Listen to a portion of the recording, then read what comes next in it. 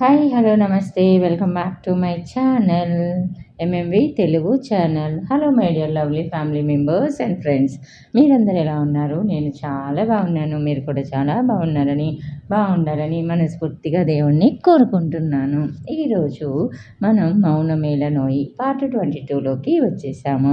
21లో ఏం జరిగింది అంటే, సృజతి వాళ్ళ అమ్మ వాళ్ళ దగ్గరికి వచ్చింది. వాళ్ళ అమ్మ వాళ్ళకి ఏం చెప్పదు, కానీ తన ఫ్రెండ్ అయిన ప్రసన్నకైతే చెప్పిద్ది అన్నమాట. మనస్వి సౌమ్యుల విషయం చెప్పిద్ది. మరి నువ్వేం చేద్దామని అనుకుంటున్నావు అని అంటే, నేను అతనికి విడాకులు ఇచ్చేసి నేను దూరంగా వెళ్ళిపోతే ఇంకా వాళ్ళిద్దరూ హ్యాపీగా ఉంటారు కదా అనేసి అనుకుంటున్నానని అంటే, ఇంకా ప్రసన్న చెప్పిద్ది, ఆమెకి లవర్ దొరుకుతాడేమో కానీ అతను మాత్రం నువ్వు చెప్పినట్టు ఆమెనే పెళ్లి చేసుకోడు. సో నువ్వు తొందరపడి నిర్ణయాలు తీసుకోవద్దు. ఏదో ఒక రోజుకి అతను నిన్ను అంగీకరించకపోడు. అతను అడిగినప్పుడు ఇవ్వచ్చు. ఇప్పుడు నీ అంతా నువ్వే వెళ్ళిపోయి త్యాగమూర్తిలాగా విడాకులు ఇచ్చేసేమాక అది అంత బాగుండదు అని చెప్పేసి చెప్పిద్ది అన్నమాట. ఇంకా ఆమె సరే అని చెప్పేసి ఇంటికి వెళ్ళాక వాళ్ళ అమ్మ అడుగుతుంది సాయంత్రం వెళ్ళిపోయే ముందు, ఏంటమ్మా నువ్వు అబ్బాయి ఏమన్నా గొడవ పడ్డారా చెప్పు, నేను వెళ్ళి అతనికి సారీ చెప్తాను, చిన్నతనమని ఏదో నువ్వు ఆవేశపడిపోయావేమో అని అంటే, లేదమ్మా నేను సౌమిల్ బాగానే ఉన్నాము, ఊరికే మిమ్మల్ని చూద్దామని వచ్చేసాను, అతనికి ఆఫీస్ పని ఉంది, ఊరికే నా వెనక తిరగడం కుదరదు కదా, నేను అతనికి చెప్పి రాలేదు కూడా, ఈవెన్ మేమిద్దరం గొడవ పడ్డామనుకో నేను వెంటనే ఎందుకు వెళ్ళిపోతాను చెప్పు, సాయంత్రానికి 2-3 డేస్ ఉండేదాన్ని కదా అని అంటది. ఇంకా సృజతి మాటల్ని నమ్మాలా వద్దా అని ఆలోచిస్తూ ఉంటుంది. ఇక అంతలో అక్కడికి సౌమిల్ తన కారు తీసుకొని వస్తాడు. అతని కారు సౌండ్ విన్న సృజతి, అదిగోమ్మా ఆయన వచ్చేసినట్టున్నారు, ఓ అల్లుడు అల్లుడు అని చంపేస్తున్నావు కదా, పదా వెళ్ళి మాట్లాడిద్దువు, నేను వెళ్తున్నా అని అంటూ వాళ్ళ అమ్మ కంటే ముందుగానే పరిగెత్తుకుంటూ వెళ్ళిపోయింది. అది చూసిన నీలిమ గారు ఇంకా హ్యాపీగా ఫీల్ అయిపోతారు. నిర్మల గారు హ్యాపీగా ఫీల్ అయిపోతారు. ఇక వాళ్ళిద్దరు భార్యాభర్తలు ఇద్దరు వెళ్ళి సౌమిల్ని పలకరించేసి తిరిగి వచ్చేస్తారు. ఇక అక్కడి నుండి బయలుదేరిన సౌమిల్ సృజతిని తీసుకొని కారులో బయలుదేరుతాడు. కొద్ది దూరం వెళ్ళాక అతను సైలెంట్గా ఉండటం చూసిన సృజతి, ఏంటి సైలెంట్గా ఉన్నారు, అవును నేను ఇక్కడికి వచ్చానని మీకెలా తెలుసు అని అడిగిద్ది. నేను పని ముగించుకొని ఇంటికి వెళ్ళేసరికి నువ్వు ఇంట్లో లేవు, అమ్మేమో డ్రైవర్ కోసం చూస్తుంది, ఏంటి అని అడిగితే నువ్వు పుట్టింటికి వచ్చావని చెప్పింది అని అన్నాడు ముభావంగా ఉండి. అందుకు సృజతి అతన్ని చూస్తూ, ఏంటి మరి మీరెందుకు అలా ఉన్నారు, స్ట్రెస్ ఎక్కువగా ఉందా, లేకపోతే వర్క్ ఏమైనా ఉందా, హెడేక్గా ఉందా అని అడిగింది. అదేం లేదు అని అన్నాడు ఇంకా సైలెంట్గానే ఉన్నట్టు ఉంటూ. అది అర్థం కాక కొంచెం సేపు ఆలోచించి, ఏంటి నేను పుట్టింటికి రావటం మీకు ఇష్టం లేదా, లేకపోతే మీకు చెప్పకుండా వచ్చానని కోపంగా ఉందా అని అడిగింది. నువ్వు పుట్టింటికి రావటం నాకేమి ఇష్టం లేదని నీకు చెప్పానా, అదే నాతో పొద్దునే చెప్తే నేను ఆఫీస్కి వెళ్తే నిన్ను వదిలేసి వెళ్ళేవాడిని కదా, నాకెందుకు చెప్పలేదు అని అన్నాడు అలిగినట్టుగా. అందుకు సృజతి మాట్లాడుతూ, మీకు ఆఫీస్ పని ఉంది అని చెప్పారు కదా, సో మిమ్మల్ని డిస్టర్బ్ చేయటం ఎందుకు అని చెప్పి మీరు ఆఫీస్కి వెళ్ళాక నేను అత్తమ్మని అడిగాను, అత్తమ్మ ఇన్విటేషన్ కార్డ్స్ ఇచ్చేసిరా ఒకటేసారి అని చెప్పారు, అందుకని వచ్చేసాను, మీరు ఆఫీస్ నుంచి వచ్చేసరికి ఇంటికి వచ్చేయొచ్చులే అనుకున్నాను, అమ్మేమో కొంచెం సేపు ఉండి వెళ్ళు అని చెప్పింది, అందుకే ఇప్పటిదాకా ఉన్నాను అని అంది. అందుకు సౌమిన్ మాట్లాడుతూ, సరే ఇంకెప్పుడైనా నీకు ఎక్కడికైనా వెళ్ళాలి అని అనిపిస్తే నాతో చెప్పు, అంతేకాని ఇలా నువ్వు డ్రైవర్లతోనూ అలాగా ఒక్కదానివే రావద్దు, సరేనా, నీకెక్కడ కావాలంటే అక్కడ నేను డ్రాప్ చేస్తాను, సరేనా అని అన్నాడు. సరే అన్నట్టు తల ఊపింది. ఇంతలో కొంత దూరం వెళ్ళాక ఆమెకి రోడ్డు పక్కన పానీపూరి బండి కనిపించింది. తనకి సృజతికి పానీపూరి అంటే చాలా ఇష్టం. వెంటనే సృజతి మాట్లాడుతూ, కారాపండి అని గట్టిగా అంది అనే కంటే అరిచింది అనే చెప్పుకోవాలి. ఆమె అరిచిన అరుపుకి ఏమైందో తెలియని సౌమిల్ సడన్గా బ్రేక్ వేసి, ఏమైంది ఎందుకు అలా అరుస్తున్నావు అని అంటూ అయోమయంగా చుట్టూ చూశాడు అతను. ఆమె సంతోషంగా చిన్నపిల్లలాగా పానీపూరి బండి వైపు చూస్తూ పానీపూరి బండి చూడండి చూడండి అనేసంది. అదా నీ అరుపుకి కారణం? ఇంకా ఏమైందో అని హడలి చచ్చిపోయాను అది అని అన్నాడు. అది చూసి నువ్వెందుకు అరిచావా అని అడిగాను అన్నాడు. అందుకు సుజతి మాట్లాడుతూ నాకు పానీపూరి అంటే చాలా ఇష్టం, తిందామా అని అడిగింది ఆశగా. అందుకు సౌమిల్ అవి తినకూడదు, అవి ఆరోగ్యానికి అంత మంచిది కాదు, అవి జంక్ ఫుడ్, ముఖ్యంగా రోడ్ సైడ్వి, అస్సలు తినకూడదు అన్నాడు. అందుకు సుజతి ప్లీజ్ ప్లీజ్ ఇప్పుడే కదా చెప్పారు, నేను ఎక్కడ అడిగితే అక్కడ ఆపుతానని డ్రాప్ చేస్తానని చెప్పేసి, ప్లీజ్ ఈ ఒక్కసారికి తిందాం, నాకు చాలా ఇష్టం, నా ఫ్రెండ్వి కదా, నాకొక్క పానీపూరి కొడిపించలేవా అని అంటే చిన్నపిల్లలాగా ముఖం పెట్టుకొని అడిగింది. ఆమె అడిగిన తీరుకి సౌమిల్కి చాలా నవ్వొచ్చింది. అట్ దట్ సేమ్ టైం ఆమెను చూస్తే చిన్నపిల్లలాగా అని కూడా అనిపించింది. ఇక సరే పద, కానీ ఒక్కటే ప్లేట్ తినాలి, అంతకంటే ఎక్కువ తినకూడదు అని అంటూ కిందకి దిగాడు. అందుకు సుజతి సరే సరే సరే ముందు పదండి అని అంటూ గబగబా పానీపూరి బండి దగ్గరికి వెళ్ళి భయ్యా ఒక ప్లేట్ పానీపూరి కాస్త స్పైసీగా ఉండాలి అని అంది చాలా హుషారుగా. సౌమిల్ మాత్రం చేతులు కట్టుకొని అక్కడ నిలబడి చుట్టూ చూస్తూ ఉన్నాడు. అతనికి ఆ వాతావరణం ఏం నచ్చినట్లుగా అనిపించలేదు. అలా అని సృజతిని వద్దు అని గట్టిగానూ చెప్పలేకపోతున్నాడు. ఆమె మాత్రం ఒకదాని తర్వాత ఒకటి ఆస్వాదిస్తూ ఆహా అని అంటూ ఆస్వాదిస్తూ పానీపూరీలన్నిటినీ నిమిషాల్లో తినేసింది. తర్వాత లాస్ట్‌కి ఒకటి సౌమిల్ నోటి దగ్గరికి తీసుకొచ్చి తిను అని పట్టుకోగానే వద్దొద్దు నేను తినను అని అన్నాడు. ఇంతలో వావ్! నీ పెదాలని తాకిన ఈ పానీపూరి టేస్ట్ సూపర్ అన్న మాటలు వినిపించాయి. అయితే సుజతికి సౌమిల్‌కి ఒక్క సెకండ్ ఏం అర్థం కాలేదు.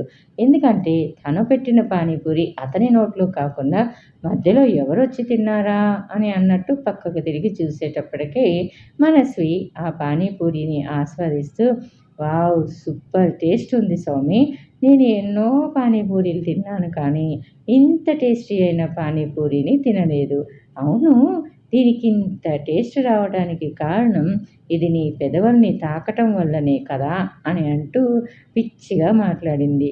మళ్ళీ తనే మాట్లాడుతూ అవును సౌమిల్, ఇలా రోడ్డు పక్కన కాకుండా నీకు కావాలంటే నేను స్వయంగా తయారు చేసి తీసుకొచ్చేదాన్ని కదా, పానీపూరీలు, పిజ్జాలు, బర్గర్లు అయినా నువ్వు ఎప్పుడు ఇవన్నీ తినవు కదా, నీకు ఎలర్జీ కదా, మరి ఇప్పుడేంటి ఇలా రోడ్డు పక్కన అని అంటూ సందేహంగా ఇద్దరి వంక చూస్తూ ఉంది.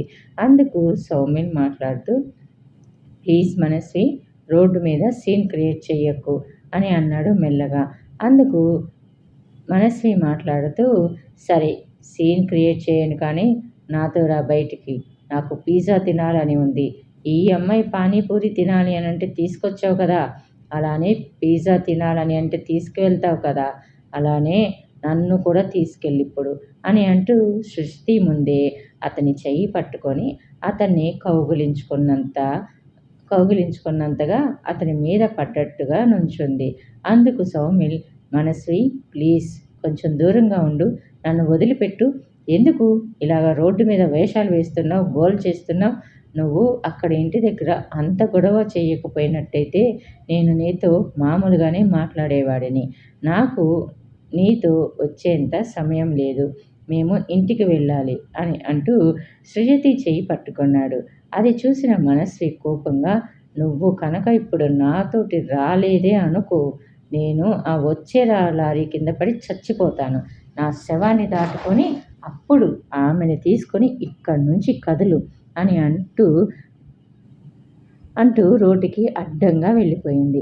అది చూసి సౌమిల్ భయపడ్డాడు. కానీ సుజతి మాత్రం చేతులు కట్టుకొని ఆమె వంక చూసి మాట్లాడుతూ అనవసరంగా మీరు ట్రక్ కింద పడితే మాకేం కాదు, మేమిద్దరం హ్యాపీగా ఉంటాం, మీరు ఉన్నా ఉంటాం లేకున్నా ఉంటాం, అయితే ఇప్పుడు మీరు దాని కింద పడితే మీ గొడవ ఎప్పటికీ మాకుండదు. సరే త్వరగా కానివ్వండి. అరే! ఆ వచ్చే లారీ అటుపక్క నుంచి వెళ్ళిపోతుందే, ఇంకొంచెం అవతలికి జరగండి అనేసి అంది ఆమెని రెచ్చగొడుతున్నట్టుగా. ఆమె మాటలకి సౌమిల్ భయపడ్డాడు. కానీ అతను భయపడ్డట్టు మనసి రోడ్డు మీదే ఉండిపోలేదు. ఆమె రోడ్డు మీద నుండి కోపంగా సృజతి దగ్గరకొచ్చేసి ఆమెను లాగి చెంప మీద కొట్టేసి, "ఏమిటే, నేను చస్తే నా సౌమిల్‌తోటి నువ్వు కులుకుదామనుకుంటున్నావా? నేను నిన్ను చచ్చినా గాని సరే నా సౌమిల్‌తో ఉండనివ్వను. అయినా యవ్వతివే నువ్వు. నువ్వు చెబితే నేను చచ్చిపోవాలా? అయినా నా సౌమిల్‌ని వదిలేసి నేనెలా చస్తాననుకున్నావే? అప్పుడే కాదు, ఇప్పటికీ ఎప్పటికీ ఈ సౌమిల్ ఈ మనస్వికి మాత్రమే చెందినవాడు. నా సౌమిల్‌ని అమాయకుడిని చేసి పెళ్లి చేసుకొని అతని భార్యగా అతని ఇంట్లో ఉంటే సరిపోయిందా? అతని మనసులో కూడా ఉండాలి కదా! ఇప్పటికీ ఎప్పటికీ అతని మనసులో ఉండేది నేనే. కాబట్టి మధ్యలో వచ్చిందని మధ్యలోనే వెళ్ళిపో. అందుకే ఇక్కడి నుంచి వెళ్ళిపో. వీడు నావాడు అని అంటూ రోడ్డు అని కూడా చూసుకోకుండా సౌమిల్‌ని మనస్వి కౌగిలించుకుంది. అది చూసిన సృజతి సౌమిల్ వైపు చూస్తూ, ఆమెను తీసుకొని మీరు బయటికి వెళ్ళండి. నేను క్యాబ్ తీసుకొని ఇంటికి వెళ్ళిపోతాను అని అంటూ అక్కడి నుంచి వెళ్ళిపోయింది. ఆమె వెళ్ళిపోయిన తర్వాత మనస్వి వెటకారంగా నవ్వింది ఆమెను చూసి. అది చూసిన సౌమిల్, మనస్వి ఏమిటి చెత్త? ముందు నన్ను వదిలెయి. నీకు అర్థం కావటం లేదా? నాకు పెళ్ళయింది. ఇలాంటి పిచ్చి పిచ్చి వేషాలు నాతో వేయక. ఆమె నా భార్య. నా భార్య నా భార్య అని నా నుంచి విడదీసే హక్కు నీకే కాదు, ఆ దేవుడికి కూడా లేదు. ఇలాంటి చిల్లర వేషాలేస్తే నేను నిన్ను మళ్ళీ నా జీవితంలోకి రానిస్తానని అనుకుంటున్నావా? ఇలాగా పిచ్చిగా బిహేవ్ చేసి ఏం సాధిద్దామనుకుంటున్నావు? రోజు రోజుకి నీ మీద ఉన్న గౌరవం, ప్రేమ నీ చేతులారా నువ్వే చెడగొట్టుకుంటున్నావు. నేను నీతోటి బయటికి రావటం అనేది కుదిరే పనే కాదు. నేను రాను. వదులు నన్ను అని అంటూ ఆమెను వదిలించేసుకొని తన కారెక్కి అక్కడి నుంచి వెళ్ళిపోయాడు. అది చూసిన మనస్వి, మీరిద్దరూ ఒక్కటిగా ఉండటం నా కళ్ళతో నేను చూస్తూ ఊరుకుంటాననుకుంటున్నావా? ఇప్పటికీ ఎప్పటికీ మీ ఇద్దరిని కలిసి ఉండనివ్వను. ఇది జస్ట్ శాంపిల్ మాత్రమే సౌమిల్. ముందు ముందు నా తడాఖా ఏంటో చూపిస్తాను. నువ్వు ఎప్పటికీ నాకు చెందిన వాడివి మాత్రమే. ఉంటే నాతో ఉండాలి. లేదా ఇద్దరం విడివిడిగా ఉండాలి. అంతేకాని నన్ను వదిలిపెట్టి వేరే వాళ్ళని పెళ్లి చేసుకొని నువ్వు హ్యాపీగా ఉంటానంటే నేనెలా ఉండనిస్తాను అని అనుకుంటూ తన కారెక్కి అక్కడి నుంచి వెళ్ళిపోయింది. అది జరిగిన వారం వరకు ఆమె ఆనవాళ్ళు ఎక్కడా కనిపించలేదు. ఆ వారం రోజుల్లో ఆమె అతన్ని ఎక్కడా చూడలేదు. అతడు కూడా ఆమెని చూడలేదు. ఆమె మళ్ళీ మళ్ళీ వచ్చి గొడవ చేయనూ లేదు. కాకుంటే సృజతికి మాత్రం మనస్వి ప్రవర్తనతోటి చాలా విసుగు పుట్టింది. కానీ ఏమీ చేయలేకపోయింది.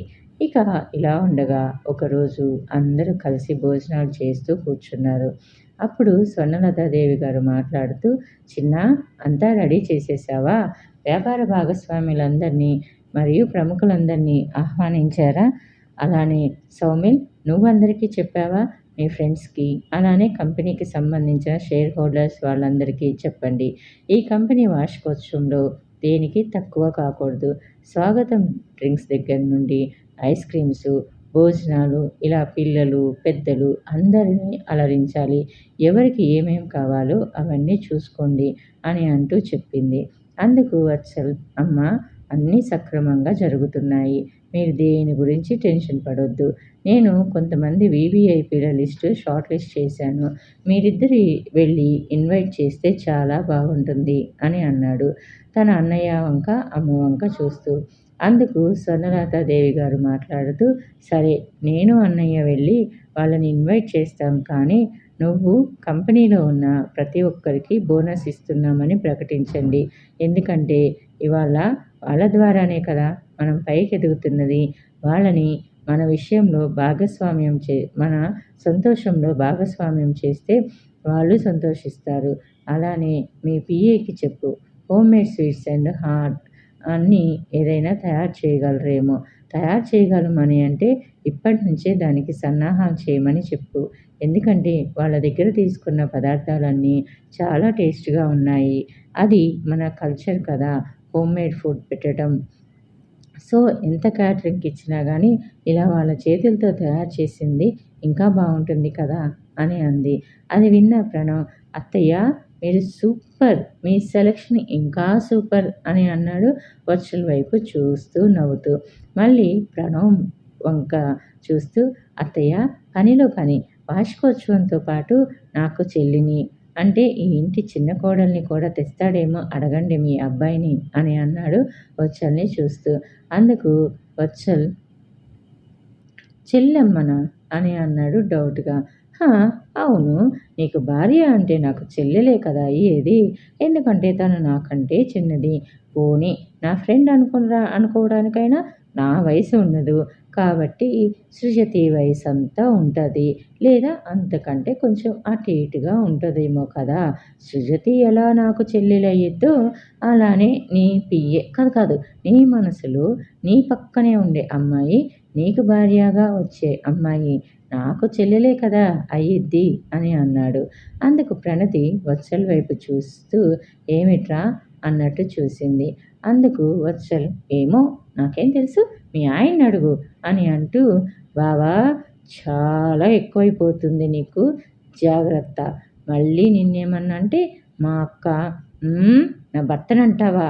ఈ ఇంటి అల్లుడురా' అని అంటూ వచ్చేస్తది నా మీదకి" అని అంటూ, "నిలవేణి నాకు మోసంబి జ్యూస్ తీసుకొనిరా" అని అంటూ లేచి సోఫాలో కూర్చున్నాడు. అప్పుడు ప్రణతి మాట్లాడుతూ, "అమ్మ, సౌమిల్ పెళ్ళి మేమెవరం చూడలేదు. ఎలానో జరిగిపోయింది. దానికి మేమెవరం కూడా లేము. అలా వత్సల్ విషయంలో కాకుండా వత్సల్ పెళ్ళైనా గ్రాండ్‌గా చేద్దామమ్మా. సో, ఇప్పటి నుండే అమ్మాయిని వెతకాలి కదా! లేదా తనే చూసుకున్నా పర్వాలేదు" అని అంటూ, "ఏరా ఎవరినన్నా అమ్మాయిని చూసుకున్నావా?" అని అడిగింది. "చూస్తే చెప్పు, వెళ్ళి మాట్లాడతాం" అని అంది. అందుకు వత్సల్ మాట్లాడుతూ, "అక్క ఏంటి నువ్వేం మాట్లాడుతున్నావు? నీకు అర్థమవుతుందా? నేను ఇంకా 2 ఏళ్ల వరకు పెళ్లి చేసుకోను. ఇప్పుడే కదా ఆఫీస్‌లో రెస్పాన్సిబిలిటీస్ తీసుకున్నాను. ఇప్పుడే పెళ్ళంటే ఎలాగా? నేను సాధించాల్సింది చాలా ఉంది. అయినా ఇప్పుడు ఈ కంపెనీ వార్షికోత్సవం గురించి మాట్లాడకుండా నా పెళ్లి మీద పడ్డారేంటి మీరందరూ?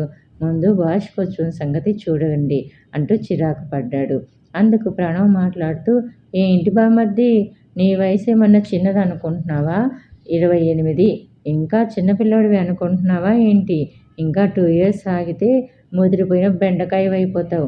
అప్పుడు ఏ అమ్మాయి నిన్ను ప్రేమించదు. నువ్వు ప్రేమిద్దామనుకున్నా ఏ అమ్మాయి యెస్ అనదు. కాబట్టి నీ వాలకం చూస్తుంటే నువ్వెవరినో అమ్మాయిని ఇష్టపడుతున్నట్టు ఉన్నావు.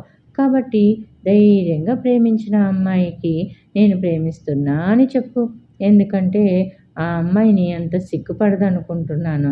కనీసం ఆ అమ్మాయికైనా నువ్వు చిరునవ్వుతోటి కనపడరా బాబు.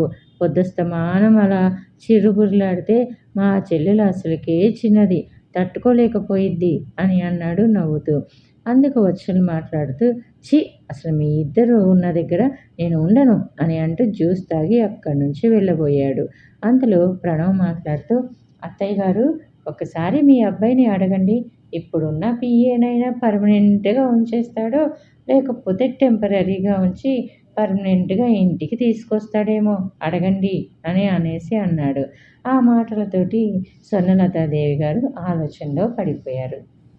ఇక నెక్స్ట్ విజయ ఆఫీస్‌కి బయలుదేరటానికి సిద్ధంగా ఉండగా వసు వచ్చి, "అక్క, ఎగ్జామ్ ఫీజు కట్టాలి" అని అంటూ చిన్నగా అడిగింది. అప్పుడే చేతికి గాజులు వేసుకుంటున్న విజయ, "ఎంత కావాలిరా?" అని అడిగింది. అందుకు వసు, 20,000 అక్కా అని అంది చిన్నగా నసుకుతూ. ఆమె చిన్నపోయిన మొహాన్ని, ఆమె చిన్న స్వరాన్ని గమనించిన విజయ ఆమె దగ్గరికి వెళ్ళి, "ఏమైంది? ఎందుకంత డల్‌గా ఉన్నావు?" అని అంటూ ముద్దు ముద్దు చేస్తూ అడిగింది. "ఏం లేదక్కా, ఇంకా నేను నీకు భారం అవుతున్నాను" అని అంది. "అదే నాకు కొంచెం ఇబ్బందిగా ఉందక్కా" అని కూడా అంది. అందుకు విజయ మాట్లాడుతూ, నువ్వు అవేమీ మాట్లాడకు. ఎందుకు కొత్తగా ఆలోచిస్తున్నావు? నువ్వు, అమ్మ నా పూర్తి బాధ్యత. నేనేమి కష్టంగా మీ బాధ్యతని తీసుకోలేదు. నేను ఇష్టంగా భావిస్తున్నాను. అదే నువ్వు నాకంటే పెద్దదానివైతే నా బాధ్యత నువ్వు తీసుకోవా? ఇంకెప్పుడు ఇలా డల్‌గా ఫీల్ అవ్వకు. నువ్వు వేరు, నేను వేరు, అమ్మ వేరు కాదు. మన ముగ్గురం ఒక్కటే. మనందరం ఒక ఫ్యామిలీ. సరేనా? టెన్షన్ ఏం పెట్టుకోకు. ఈవినింగ్‌కి నేను మనీ అడ్జస్ట్ చేస్తాను. ఓకేనా? అంటూ తన తల నిమిరింది ప్రేమగా. ఇక అప్పుడు వసు వాళ్ళ అక్క చేయి పట్టుకొని, "అక్క, నేను మెడిసిన్ చదవను అక్క. ఇది చాలా ఖరీదైంది. కాబట్టి ఎంబీఏ చేస్తాను" అనేసి అంది. అందుకు విజయ మాట్లాడుతూ, "అలా కాదు వసు. నువ్వు ఒక పెద్ద డాక్టరువై పేదవాళ్ళ ప్రాణాలు కాపాడితే వాళ్ళు నీ పనికి ఎంతో సంతోషిస్తారు కదా! ఒక ప్రాణాన్ని కాపాడటం అంటే దేవుడి లెక్క చూస్తారు. అప్పుడే కదా మనం చదివిన చదువుకి సార్థకత కలిగేది. ప్రస్తుతానికి ఈ చిన్న తలకాయలో అన్ని ఆలోచనలు పెట్టుకోకుండా ఎగ్జామ్స్‌కి బాగా ప్రిపేర్ అవ్వు" అని అంటూ బ్యాగ్ తీసుకొని వెళ్ళిపోయింది. బస్సు పక్కన నిలబడి అంతా చూస్తున్న వాళ్ళ అమ్మకి విజయ పడుతున్న కష్టాలు గుర్తొచ్చి ఆమె కళ్ళు చెమ్మగిల్లాయి. అయితే ఇంట్లో మాట్లాడిన తర్వాత ఎందుకో విజయ మనసు కూడా కొంచెం మోగగా చిన్నపోయింది. ఆమె ఆలోచనలతోటి 5 నిమిషాలు ఆలస్యంగా ఆఫీస్‌కి చేరుకుంది. అయితే ఆమె కంటే ముందునే ఈ మధ్య వత్సల్ ఆఫీస్‌కి వెళ్ళిపోతూ ఉండటం వల్ల ఆమె ఆ రోజు 5 నిమిషాలు ఆలస్యంగా రావడం చూశాడు. ఇంకా చాలా కోపంగా ఉన్నాడు. ఈ అమ్మాయికి అస్సలు బుద్ధి లేదు. నేను ఆలస్యంగా వస్తాను అని పర్మిషన్ కూడా అడగదా నన్ను? అని అంటూ చిర్రుబుర్రులాడుతూ అటు ఇటు తిరుగుతూ ఉన్నాడు. అంతలో may I come in sir అని అంటూ పర్మిషన్ తీసుకొని లోపలికి వెళ్ళింది. హా! వచ్చారా అమ్మగారు? మీకు పెత్తనాలు ఎక్కువైపోతున్నట్టున్నాయి ఈ మధ్య. ఆలస్యమైందెందుకు? అయినా ఆలస్యంగా వస్తాను అని పర్మిషన్ కూడా పెట్టట్లేదు. అంత లోకువైపోయామా మేము? అని గట్టిగా అరిచాడు. అందుకు విజయ మాట్లాడుతూ, సారీ సార్, ఈరోజు కొంచెం అమ్మతోటి, చెల్లితోటి మాట్లాడుతూ చూసుకోలేదు టయాన్ని అని అంది. ఓహ్! ఆఫీస్ పని కూడా మర్చిపోయి అక్కడ నువ్వు నవ్వుతూ కూర్చున్నావన్నమాట. సరే, ఇక ఆఫీస్‌కెందుకు రావటం? వెళ్ళి ఇంటికి వెళ్ళి మీ అమ్మతోటి, మీ చెల్లెళ్ళతోటి పేరంటానికో, ఫంక్షన్‌లకో అన్నిటికి తిరిగేసిరా. ఆ తర్వాత ఆఫీస్‌కి రావాలనిపిస్తే వచ్చి నువ్వేం పని చేయాలో అది చేద్దువు కానీ. అప్పటిదాకా నేను చక్కభజన చేసుకుంటూ కూర్చుంటానిక్కడ. సరేనా? అని అన్నాడు కోపంగా. అందుకు విజయ సారీ సార్ అని అంటూ అక్కడే నిలబడిపోయింది. అది చూసిన వత్సల్, ఏంటి బొమ్మలాగా నిలబడిపోయావు? లేటుగా వచ్చింది కాక మళ్ళీ షోకేస్‌లో బొమ్మలాగా నుంచున్నావు. ఈరోజు షెడ్యూల్ ఏంటో చెప్పవా? అది కూడా నేనే అడుక్కోవాలా? అని అంటూ గట్టిగా అరిచేశాడు. తర్వాత విజయ అతని షెడ్యూల్ చెప్పగానే, "ఆ! సరే, ఇప్పుడు అందరినీ మీటింగ్ హాల్‌లో కలవమని చెప్పు. అలాగనే అభిజ్ఞ గారి దగ్గరికి వెళ్ళి ఆమెను కూడా రమ్మని చెప్పు" అని అన్నాడు. విజయ సరే సార్ అని అంటూ అక్కడి నుంచి వెళ్ళిపోయింది. వత్సల్ చెప్పిన షెడ్యూల్ అంతా పూర్తి చేసి మళ్ళీ రూమ్‌కి వచ్చింది. అంతలో వైభవ్ మళ్ళీ కంపెనీ ముందు నిలబడి వాచ్‌మెన్ తోటి ఏదో మాట్లాడుతూ ఉన్నాడు. అది చూసిన వత్సల్‌కి కోపం వచ్చేసి, నీ బాయ్ ఫ్రెండ్‌కేమైంది? ప్రతిసారి అతను ఎందుకు మన ఆఫీస్ దగ్గరకొస్తున్నాడు? ఇంకోసారి రావద్దని చెప్పు. లేదా మీ ఇద్దరి మీటింగ్స్ ఏమైనా ఉంటే బయట చూసుకోండి. అంతేగాని నువ్వు ఆఫీస్‌కొచ్చినప్పుడు ఇలా అతను ఆఫీస్‌కి రావడం ఏంటి? ఇదేమన్నా పార్క్ అనుకుంటున్నారా? లేకపోతే కెఫ్టేరియా అనుకుంటున్నారా? వెళ్ళి మాట్లాడేది ఉంటే మాట్లాడి అతన్ని పంపించేసిరా అనేసి అన్నాడు కోపంగా. అందుకు విజయ, నేను రమ్మని చెప్పలేదు సార్. అతనికి మొన్ననే చెప్పేశాను. ఇతను మాటి మాటికి ఆఫీస్ దగ్గరికి రావద్దు అని. నా వెనుక కూడా తిరగవద్దు అని కూడా చెప్పాను. అతను మళ్ళీ వచ్చాడు. నేను వెళ్ళను సార్. నాకు అతనితోటి పనేం లేదు అని చెప్పింది. మరో అరగంటకెల్లా ఆఫీస్ స్టాఫ్ అంతా మీటింగ్ హాల్‌లో గుమిగూడారు. విజయ అతని వెనకాల నిలబడి ఉంది. అభిజ్ఞ అతని పక్కన కూర్చొనుంది. ఒకసారి మాట్లాడుతూ ఇక్కడ వత్సల్ మాట్లాడుతూ ఇక్కడ మీ అందరినీ గ్యాదర్ చేయడానికి ఒక కారణం ఉంది. అది మీ అందరికీ తెలిసిందే. ఈ వారం ఈ సంస్థ వార్షికోత్సవం కాబట్టి మీ సహాయ సహకారాల వల్లే మనం ఈరోజు ఈ స్టేజ్‌లో నిలబడి ఉన్నాం. కాబట్టి ఈ విజయం మా ఒక్కళ్ళదే కాదు. మన అందరిది. మీ అందరే లేకుంటే మేమిక్కడ ఇలా ఉండేవాళ్ళమే కాదు. కాబట్టి మీ అందరికీ సాయం చేయటానికి మాకు మరొక అవకాశాన్ని ఇచ్చి మీ టాలెంట్ చూపించి ఈ కంపెనీని ఇంకా ముందుకు తీసుకెళ్లాలని, మీ సహాయ సహకారాలు మాకు అందిస్తారని నేను కోరుకుంటున్నాను. అలాగనే ఈ వార్షికోత్సవం సందర్భంగా మీలో ఉన్న టాలెంట్స్ అన్నిటిని బయటపెట్టండి. అంటే మీకు డాన్స్ వస్తే డాన్స్ చేయండి, పాటలు, మిమిక్రీ ఏదైనా సరే. మన కంపెనీ ఫంక్షన్‌కి ఇచ్చేసిన ఆహుతులందరినీ మీ టాలెంట్ తోటి అలరించండి.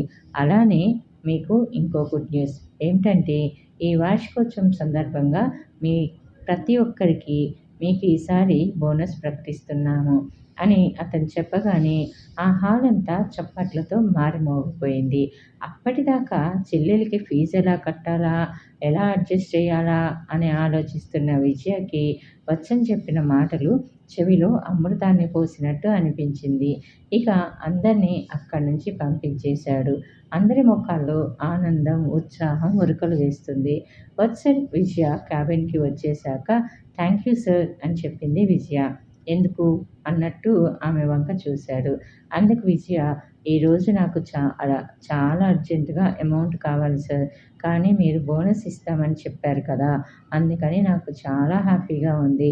ఆ బోనస్ ఏదో నాకు ఈరోజే ఇప్పించగలరా అనేసి అడిగింది రిక్వెస్టింగ్‌గా.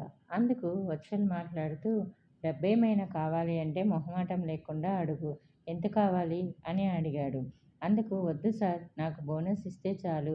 చెల్లెలికి ఫీజు కట్టాలి అనేసి అంది. అందుకు వత్సల్, సరే అకౌంటెంట్ దగ్గరికి వెళ్ళి తీసుకోండి అని చెప్పాడు. తర్వాత ఏం జరిగింది అనేది తెలుసుకోవాలి అనుకుంటే నెక్స్ట్ ఎపిసోడ్ వరకు వెయిట్ చేయండి. అలానే నా ఛానల్ నచ్చితే తప్పకుండా సబ్స్క్రైబ్ చేసుకోండి. ఈ సిరీస్ మీద మీ అభిప్రాయాలు, సూచనలు, సలహాలు ఏమైనా ఉంటే కింద కామెంట్ సెక్షన్‌లో తెలియచేయండి. ఓకేనా? Thanks for the watching. Bye bye. Take care. See you soon again.